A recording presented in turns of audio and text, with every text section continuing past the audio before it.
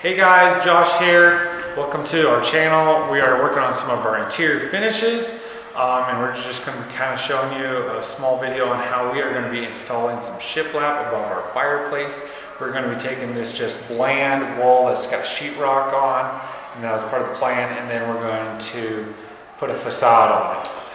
So if you like these videos, hit that like and subscribe button. If you want to get notifications, hit that bell button. And I'm going to just kind of dive right on into showing you how we are going to do this shiplap wall. Okay guys, so based off of what I wanted to do, I put these furring strips on. You wouldn't have to. You could go right over drywall with your shiplap. You might have an obstacle like a box to box around. So depending on what you need, you can make it all work. But for us, we chose to do these furring strips because it made it stick out a little bit from the wall, but not too much. And I wanted to recess a TV mount. So I determined this frame size off my TV mount, and I also have an electrical plug and an Ethernet cord that works perfectly with the mount. So you might choose a mount for something like that. This is a new build, so I can kind of make it what I want. If you have an existing, you might have to retrofit, do whatever your application needs. So I determined the height of this based off having a mantle, and then I have clearances for my fireplace down here. I have a gas fireplace, and it gets really hot, so I need to have a minimum clearance from my mantle and my fireplace, depending on depth of mantle and all that. So that's what we kind of chose to determine this.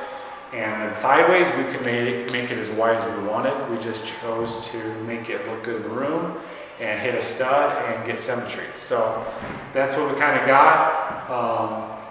But you can go right over drywall if you want. So, but we just kind of wanted the shallow look and to kind of hide this TV mount. We'll be doing our mantle and our bottom later. So I'm going to go ahead and start cutting some boards and showing you how to put it up.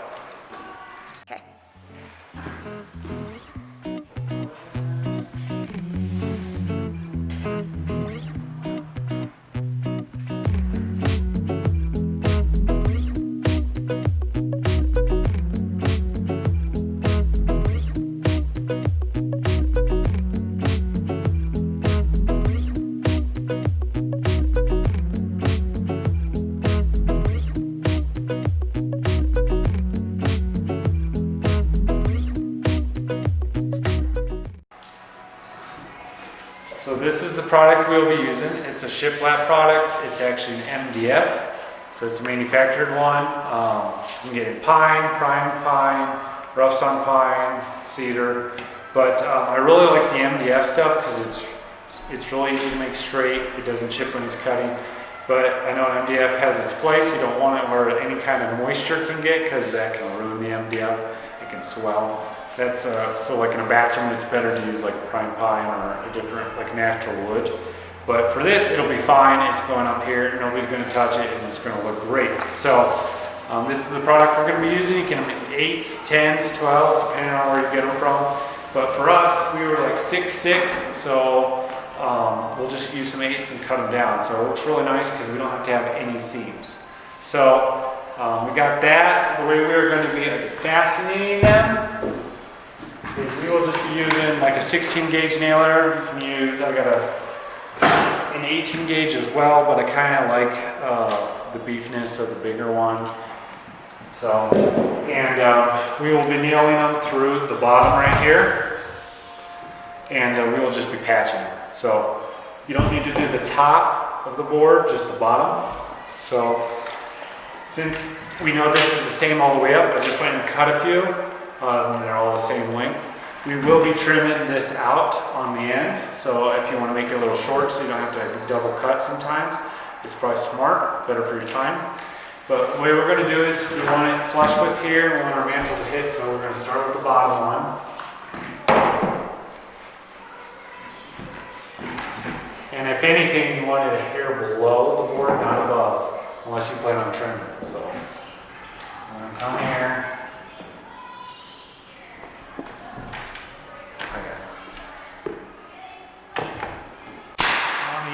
We're going to put nails where we cover it with trim, so it's a little less to fix.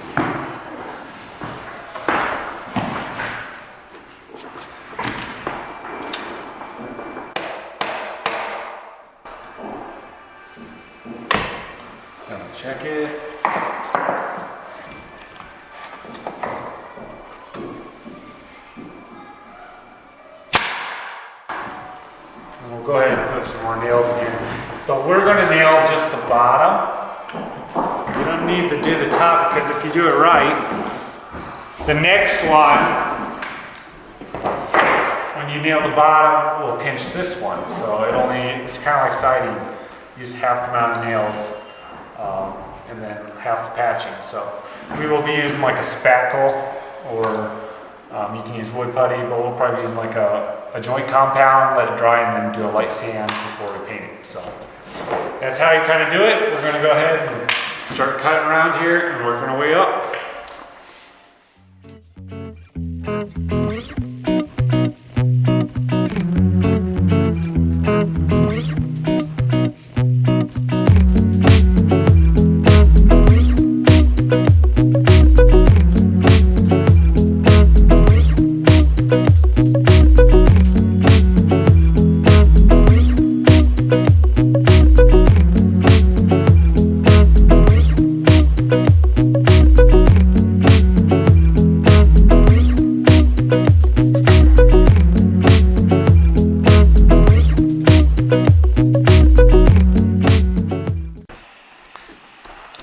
So something you want to kind of do and check on is, especially when you get in these little pieces like this, make sure that even though they start at the bottom, they come up and they plane. Like right there and right there, they're playing good, and it's level right there. So, and even with full pieces, you want to seldomly check and make sure you're staying level, because they can get up and down. They're not always perfectly up and down straight, so you just want to always kind of double check that. So we kind of got that, and what happened is this worked out really nice. Perfect. I mean, there'll be a little bit of a gap right here, but when you trim this out, it won't matter. So that's kind of sweet. Just one tip to, check. And if you're ever taking this like around a corner, like I have a wall over here, I went around all those corners on the side you see, and then on this end. But you want to just kind of make sure when you go on corners, wrap it around, that they stay lined up on the end. So anyways, kind of got that. Now we're going to it's easy. So we just put a piece here and we go all the way up now. Got a lot of boards to go up, so.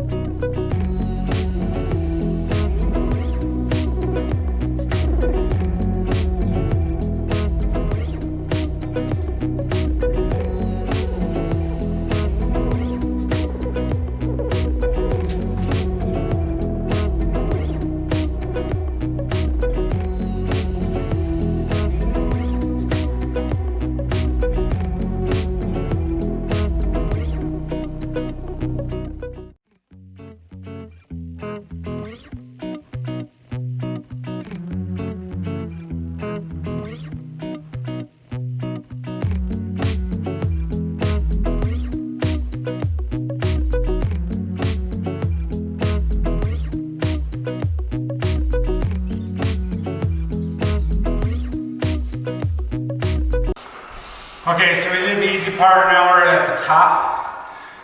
We're going to try to get it where we don't have to trim the top if we do a good enough job. So, I mean, I know what the pitch is supposed to be since we built the whole house, the roof. But there can be bows or whatnot. So what I'm going to do is, I know right here, this lip, this is fortunate, it worked out for us, is going to sit right here. And then, so I'm going to start my mark from here. But to figure out the angle, I'm going to take it like this. And I'm going to slide it to where it hits here. So right here, we know it hits. So I'm going to come here and make a mark right here.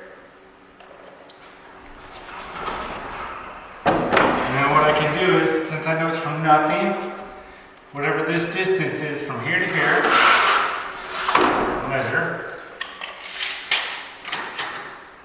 25 and 5/8.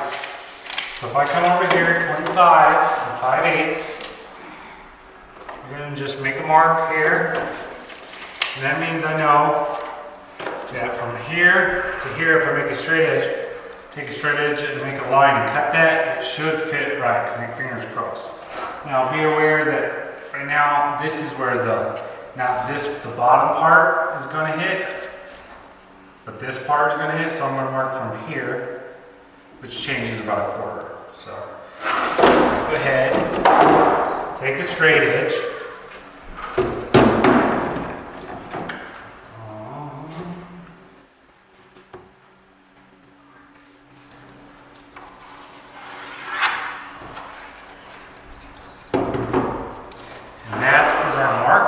So we're going to go cut this and find out if we did it right.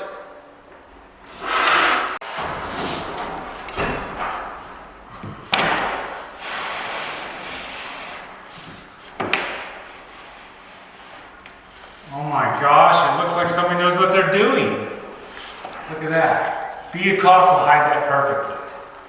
So that came out beautiful. So we're going to do 2 more of these, and then we got this wrapped up for the actual shiplap part, and then we'll move on to trimming. Okay, so we got the shiplap up now. We're actually working on trimming it. I think it's coming out really nice. We don't have the exact size trims we needed, but I did have a sheet of MDF and a table saw. So I got the dimension I needed for this thickness here to make it from the drywall to the shiplap exact, so like 2 inches. So I just went ahead and ripped it down at 2 inches, and then we'll nail it here. And then for the face of it, we chose to just do a 1x4, 3.5 inch, a little bit bigger. So we ripped that down and we sanded them all because we're going to spray it when we paint it. We're going to prime it and paint it, so we can just use that. So we got that. I got this part done. So what I'm going to do is I got to seam it because it's over the lengths I have. So what I'm going to do is where I join them together, I'm going to put it like on a 30-degree bevel. And then the top one, I'm going to overlap the bottom one. So since I already got the top one up there, I'm going to basically come here on a 30-degree.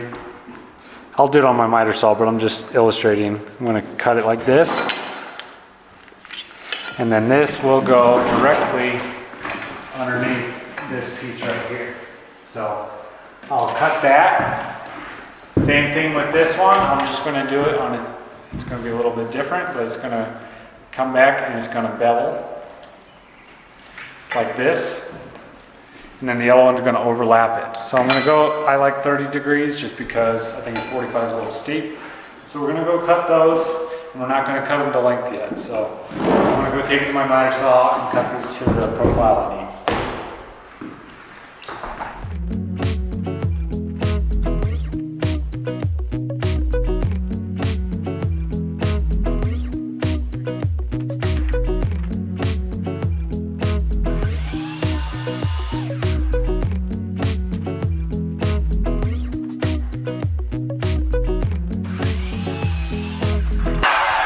Now we're going to see how they kind of fit, and then we're going to mark them for length.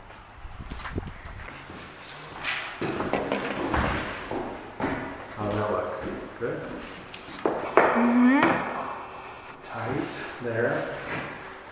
And then I'm going to mark for length down here. So I got the top where I want it, and then down here I'm just going to come right here and make a pencil mark right where it's even with this, rather than measuring. And then I'm going to go cut it and check it and If I have to do it twice, I'll do it twice. Better to leave it long. So we're gonna do that there.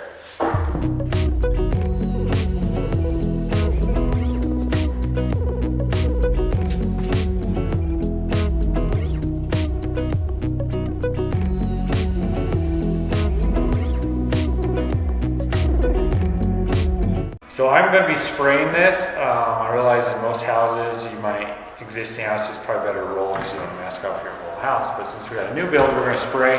And since it's smooth board, it's going to come out really nice. And so I'm just going to be using a sprayer.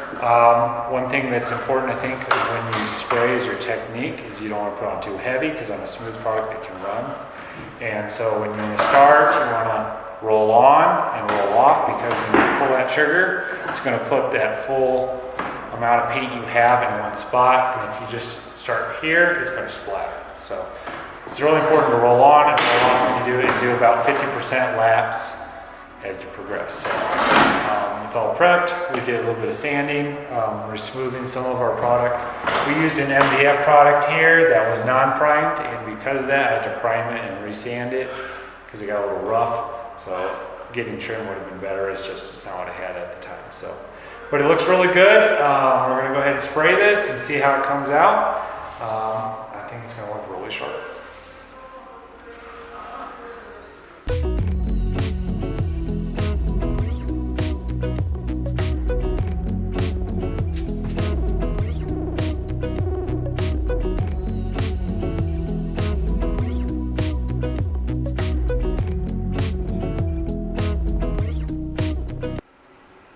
Okay guys, so we have it painted now. It is dry.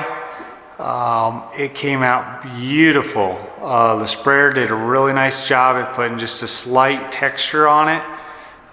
It looks almost like factory, like you'd see closer to something like on cabinets. So I would definitely recommend using a sprayer if you can. If you don't have access to one, they make foam rollers. And it has like zero nap on it. It can keep a real smooth paint surface. It might take more coats, but it would definitely keep it smoother, kind of like this. So I really like the way it came out. Definitely going to look better when this is all done with the tile and a mantle. But for now, this is how it came out. I think it looked beautiful. If you guys like it, give me a thumbs up. Hit that like button. If you want to follow along with the rest of our builds, subscribe guys. Josh out.